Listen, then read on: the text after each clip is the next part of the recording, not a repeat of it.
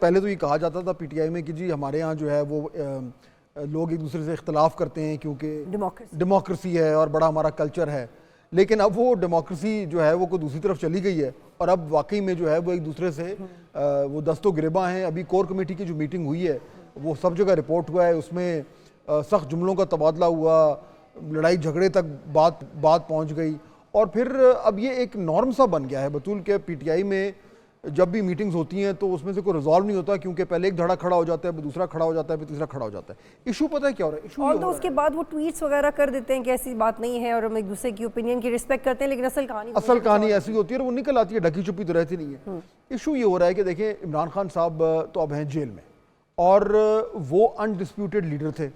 हर छोटी से छोटी बात की भी अप्रूवल उनकी तरफ से आती थी, छोटे से छोटा फैसला, बड़े से बड़ा फैसला वो सिर्फ वही करते थे। अब जब वो गए हैं जेल में और एक्सेस उनकी हो गई है बंद या कम हो गई है, अब प्रॉब्लम खड़ा हो गया है। कभी सेकंड इन कमांड तो को था नहीं, जो शाह महमूद कुरैशी थे वो खुद जेल में हैं, तो यहाँ पे अब खड़ा हो गया क्राइसिस ऑफ लीडरशिप। और हुआ क्या है कि अब पीटीआई के अंदर हो गई है धड़ेबंदी, ग्रुप्स बन गए हैं और वो अभी आपको जो चंद वाकयात हो रहे हैं उसमें नजर आ रहे हैं। मसलन एक बन गया है असद कैसर ग्रुप, जिसको असद कैसर साहब लीड कर रहे हैं और वो आपको आए दिन नजर आते हैं कहीं ना कहीं वो बड़े दबंग तरीके से जो मीडिया से ही बात कर रहे होते हैं। दूसरा एक ग्रुप बन गया है जिसमें है बैरिस्टर गौहर और उमर अयूब, जो उसमें माया नाज और या नुमाया लोग हैं। फिर एक और भी ग्रुप है जिसमें जो केपी से हैं आतिफ खान साहब हैं, उनका बड़ा इंपॉर्टेंट एक रोल पार्टी में हमेशा शुरू से रहा है। उनके साथ उनके कुछ ग्रुप के लोग हैं और उसके साथ साथ जो है वो केपी में तो जाहिर बात है चीफ मिनिस्टर हैं अली अमीन गंडापुर, वो अपना उनका वो खाता खुला हुआ है। अब देखिए हो क्या रहा है, तो ये 4 ग्रुप्स हो गए, ये 4 वो एक केपी के हैं, सेंटर में कम से कम 3 ग्रुप्स तो हमें क्लियरली नजर आ रहे हैं और फिर उसके साथ और बहुत से छोटे मोटे जो हैं वो धड़े बंदे हैं। अब उसमें हो ये रहा है कि उसमें अब एक तो ये ग्रुप बंदी है, धड़ेबंदी हो रही है। हर शख्स चाह रहा है कि जी मेरी बात सुनी जाए, मैं जो कहूँ वो पॉलिसी बने, मुझे कहा जाए कि जी खान साहब से मैं डायरेक्ट हूँ। एक तो ये इशू है। अच्छा, दूसरा एक और फॉल्ट लाइन डेवलप हो गई है, वो हो गई है वकीलों में और जो सियासी कारकुन है या सियासी लीडर्स हैं।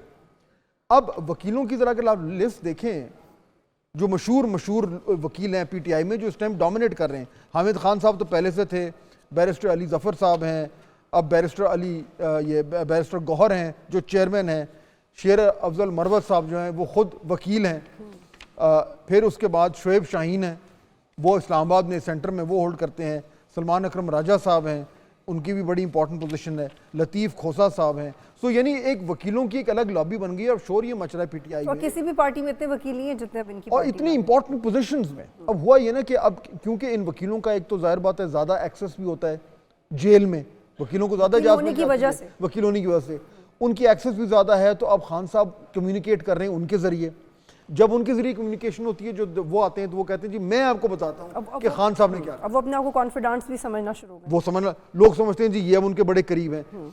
अब दूसरी तरफ जो सियासी लीडर्स हैं उनकी एक्सेस नहीं है, लेकिन अब वो भी ये कहते फिर रहे हैं कि जी बहुत सारी जो गलतियां पीटीआई से हुई हैं, जिसमें सुन्नी इत्तेहाद काउंसिल वाली एक बहुत बड़ी गलती थी जिसका एतराफ़ हो रहा है, वो इसलिए हुई है क्योंकि ये फैसला साजी वकील कर रहे हैं और सियासी जो लीडर्स हैं वो नहीं कर रहे।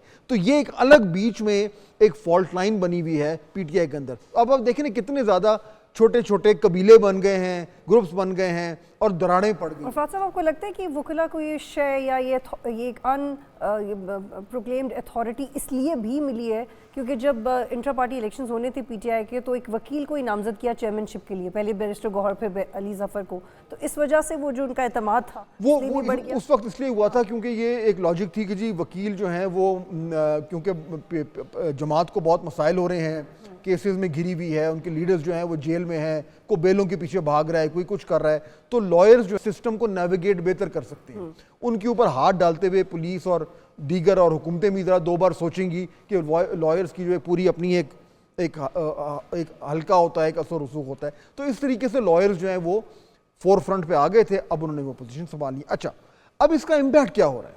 मिसाल के तौर पर लीडर ऑफ द ऑपोजिशन, अब ये वो एक पोजीशन है जो फिल होनी चाहिए लेकिन वो नहीं हो पा रही। नहीं इसलिए नहीं हो पा रही, उसकी एक बड़ी वजह ये है कि एक धड़ा कहता है कि मेरा बंदा होना चाहिए, दूसरा धड़ा कहता है मेरा बंदा होना चाहिए।